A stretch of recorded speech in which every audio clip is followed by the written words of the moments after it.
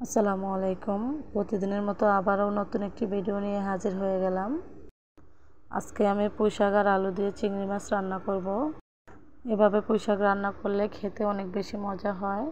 তো রান্নাটা করার জন্য প্রথমে আমি চুলায় একটি পাতিল বসিয়ে দিয়েছি। পাতিলে কিছু তেল দিয়ে দিচ্ছি। তেলটা গরম হয়ে গেলে আমি একটি রসুন কুচি দিয়ে দিচ্ছি। এখন দিয়ে দিচ্ছি একটি পেঁয়াজ কুচি।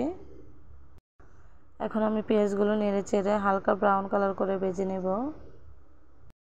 এখন রসুন আর পেঁয়াজগুলো ব্রাউন কালার করে ভেজে নিয়েছি। এখন দিয়ে দিচ্ছি অল্প পরিমাণ পানি। তারপরে দিয়ে দিচ্ছি পরিমাণ মতো লবণ।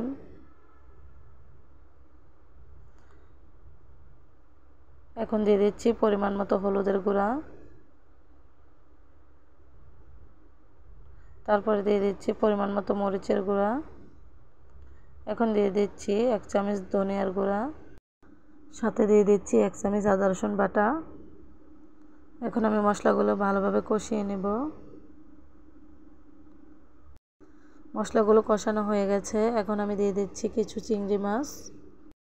এখন চিংড়ি মাছগুলো আরও কিছুক্ষণ কষিয়ে নেব। এখন আমি মাছগুলো আরও কিছুক্ষণ কষিয়ে নিয়েছি। এখন দিয়ে দিচ্ছি আমি আগে থেকে কেটে ধুয়ে রাখা শাকগুলো। সাথে একটি আলু দিয়েছি আমি ছোট ছোট পিস করে। এখন আমি শাকগুলো নেড়ে চেড়ে নেব।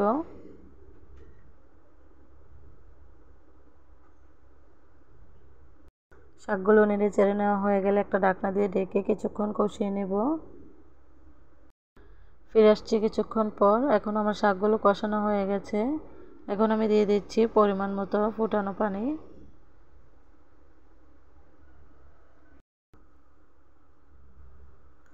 এখন আমি শাকগুলো নেড়ে চেড়ে নেব।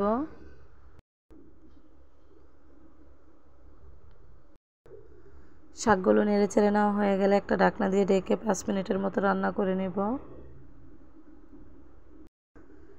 ফিরে আসছি 5 মিনিট পর। এখন আমি নেড়ে চেড়ে নেব। নেড়ে চেড়ে নেওয়া হয়ে গেলে 3টি কাঁচামরিচ ফালি দিয়ে দেব। তারপরে দিয়ে দিচ্ছি আমি কিছু ধনিয়া পাতা কুচি। এখন আমি সবগুলো উপকরণ ভালোভাবে নেড়ে নেব।